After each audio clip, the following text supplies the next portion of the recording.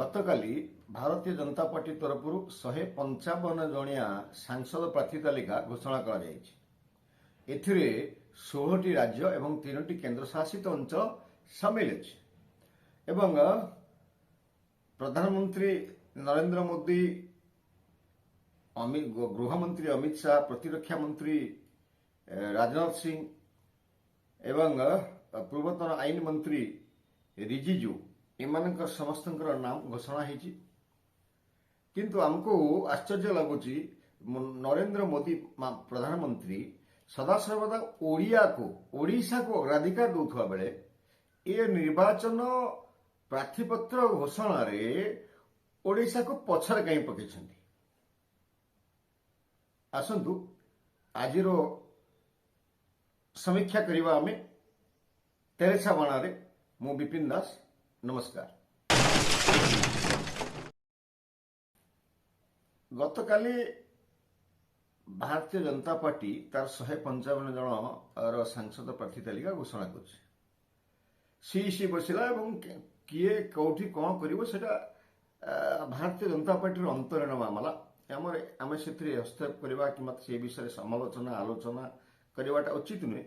ଫେର ବି ମନକୁ ଗୋଟେ ସ୍ୱତଃ ପ୍ରଶ୍ନ ଆସୁଛି। ଆପଣ ଦେଖନ୍ତୁ, ନରେନ୍ଦ୍ର ମୋଦି ପ୍ରଧାନମନ୍ତ୍ରୀ ଦାୟିତ୍ୱ ନେଲା ପରେ ପ୍ରତ୍ୟେକ କ୍ଷେତ୍ରରେ ଓଡ଼ିଶାକୁ ଅଗ୍ରାଧିକାର ଦେଇଛନ୍ତି। ଏପରିକି ବିଭିନ୍ନ ସଭା ସମିତିରେ ଅନ୍ୟ ରାଜ୍ୟରେ ମଧ୍ୟ ଜଗନ୍ନାଥ ବଳଭଦ୍ରଙ୍କର ତ୍ରିମୂର୍ତ୍ତି, ସୁଭଦ୍ରା ଏ ତ୍ରିମୂର୍ତ୍ତିଙ୍କର ଫଟୋ ମଧ୍ୟ ସେ ଗ୍ରହଣ କରୁଛନ୍ତି। ଆପଣମାନେ ଦେଖିପାରିବେ। ଆପଣ ସିଇସି କୁହନ୍ତୁ, ଆପଣଙ୍କର ପ୍ରତିରକ୍ଷାରେ କୁହନ୍ତୁ, ରାଜ୍ୟପାଳରେ କୁହନ୍ତୁ, ଭାରତର ଲେଖାକାର ଆକାଉଣ୍ଟ ଜେନେରାଲ କୁହନ୍ତୁ, ଡିଫେନ୍ସରେ କୁହନ୍ତୁ, ସବୁ କ୍ଷେତ୍ରରେ ଏବଂ ଓଡ଼ିଶାରେ ରାଜ୍ୟସଭା ନଥାଇକରି ଓଡ଼ିଶାର ରାଜ୍ୟସଭାରୁ ନିର୍ବାଚିତ ନ ହୋଇକି ମଧ୍ୟ ମନ୍ତ୍ରୀ କରାଇବା ଏବଂ ବିଜୁ ଜନତା ଦଳର ସହାୟତାରେ ନେଇକି ରେଲୱେ ମନ୍ତ୍ରୀ କରାଇବା, ସବୁ କ୍ଷେତ୍ରରେ ଓଡ଼ିଆକୁ ପ୍ରାଧାନ୍ୟ ଦେଇ ଆସିଛନ୍ତି ନରେନ୍ଦ୍ର ମୋଦି।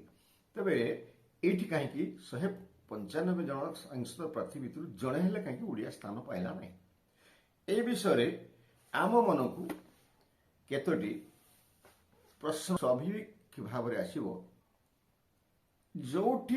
ଯୋଉ ରାଜ୍ୟରେ ମେଣ୍ଟ ହେବାର ଆଶା ରହିଛି କିମ୍ବା ଭବିଷ୍ୟତରେ ମେଣ୍ଟ ପାଇଁ ଆଲୋଚନା ଚାଲିଛି, ସେହି ସବୁ ରାଜ୍ୟରେ ପ୍ରାର୍ଥୀ ନାମ ଘୋଷଣା ବିଜେପି କରିନାହିଁ। ଲକ୍ଷ୍ୟ କରନ୍ତୁ। ଅବଶ୍ୟ ଆମେ ଯଦି କହିବା ଓଡ଼ିଶାର ପ୍ରେସ ସଭାପତି ମନମୋହନ ସାମଲ ମନା କରିଛନ୍ତି ଯେ ଏଠି 147 ଆସନରେ ବିଜେପି ଏକାକୀ ଲଢ଼ିବ ଏବଂ 21 ଲୋକସଭାରେ ଲଢ଼ିବ। ଏ କଥାରେ ଆମେ ଭାବୁଛୁ ପୂର୍ଣ୍ଣଚ୍ଛେଦ ପଡ଼ିଯାଇଛି ବୋଲି ଗୋଟେ ବାର୍ତ୍ତା ଯାଇଛି ଲୋକମାନଙ୍କ ପାଖକୁ। ଏବଂ ଯେଉଁ ନିର୍ବାଚନୀ ପ୍ରଭାରୀ ଅଛନ୍ତି ତାଙ୍କ କଥାକୁ ଆପଣ ବିଜୟ ସିଂ ତୋମାର ତାଙ୍କ କଥା ଗତକାଲି ଆପଣ ଲକ୍ଷ୍ୟ କରିଛନ୍ତି। ସେ କହିଛନ୍ତି ଏଠି ଓଡ଼ିଶାରେ 80ରୁ ଅଧିକା ସିଟ୍ ବିଧାୟକ ପାଇକି ସରକାର କରିବ, 21ରୁ 16 ସିଟ୍ ସାଂସଦ ପ୍ରାର୍ଥୀ ପାଇବ ଏବଂ ବିଜେପି ଏକାକୀ ଲଢ଼ିବ।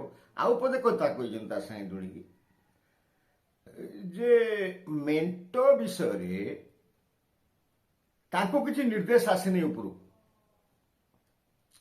ଏବଂ ଯଦି ହୁଏ ମେଣ୍ଟ ତାହେଲେ ସେଇଠି ହବ, କୋଉଠି? ଦିଲ୍ଲୀରେ ହବ।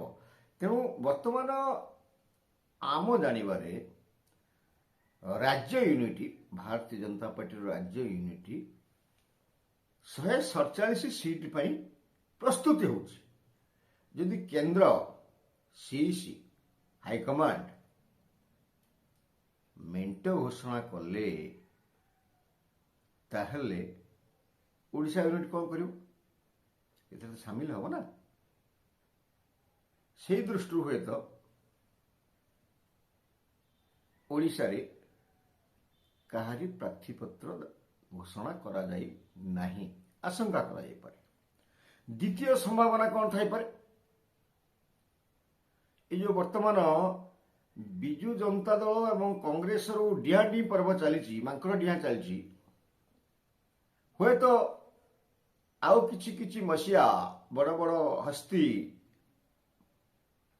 बीजेडी रो contact Thai पारंती Bharatiya Janata party संगे आसीबा पई जेमति गतकाली अरविंद ढाली आइले एवं पूर्वतन विधायक मालकानगिरी आसिले डेली डेली तो माकड़ डिया चलची हो तो तांको अपेक्षा कर थाई पारंती ए गोटे हेई पारे गोटे कारण हेई पारे जहा पई ए पर्यंत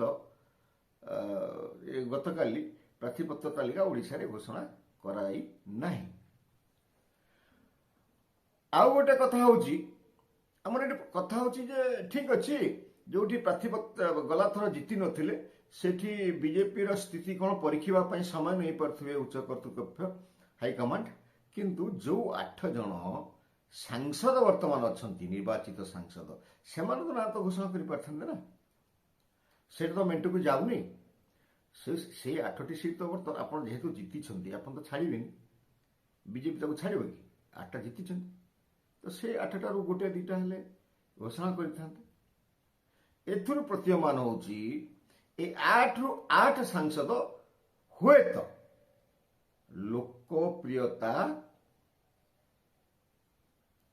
तांकर कमी ह्रास पाई हुए तो भारतीय जनता पार्टी हाईकमांड अनुभव करुच्ची ये 8 रु 8 सांसद हारीजे तेणु तांको प्रतिबदल हुए तो मे भी प्राय कथा आम लगाऊँ तेणु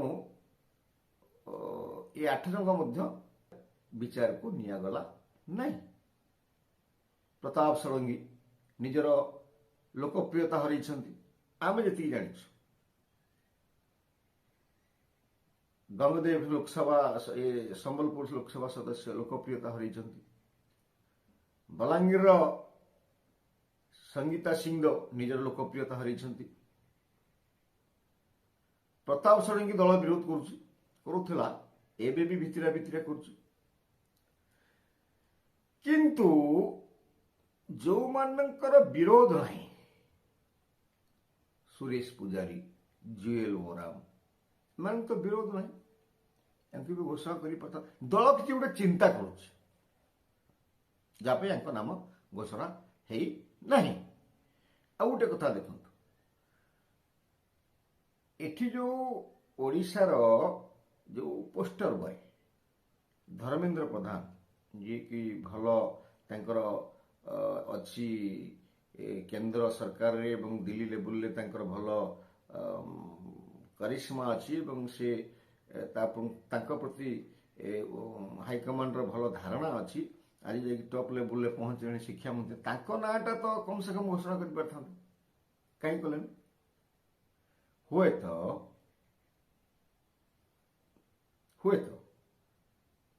उच्च कर्तृपक्ष धर्मेंद्र प्रार्थीपत्र को नहीं भयभीत अच्छा आम संभावना कथा कहूँ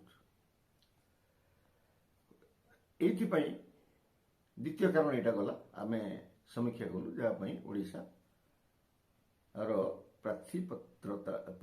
प्रार्थी तालिका घोषणा करा जाएनि। तृतीय ओडिशार गोटे बहुत दिन गुण अच्छी सब क्षेत्र में गोड़ कंकड़ा गुण जे लंडन थरे कंकड़ा जाऊला ढाकिया जड़े कहला ढाकिया दरकार नहीं ओडिया मैंने निजे टणाटण हो तले पड़ कई जापर सेमती कंकड़ा गुण आम पाखे अच्छी हुए तो भारतीय जनता पार्टी ओडिशा नेतृत्व भितर गोड़ टणाटणी चलते ये गोटे कारण हो पार था। सब बड़ कथा हूँ 5 तारिख प्रधानमंत्री दिल्ली गस्त ओडिशा गस्त कर चंडीखोल प्रोग्राम अच्छी भुवनेश्वर ओल्ल चंडीखोल आए से दिन विजु पट्टनायक जन्म दिवस अच्छी से दिन को समस्त अपेक्षा कर जो प्रार्थीपत्र घोषणा न करने द्वारा पुणी मेंट बीजेपी बीजेडी मेंट कथा आलोचना मध्य को स्वतःप्रवृत्त भाव टाणी आस तब आम अपेक्षा करवा आग कौन हो आज नमस्कार।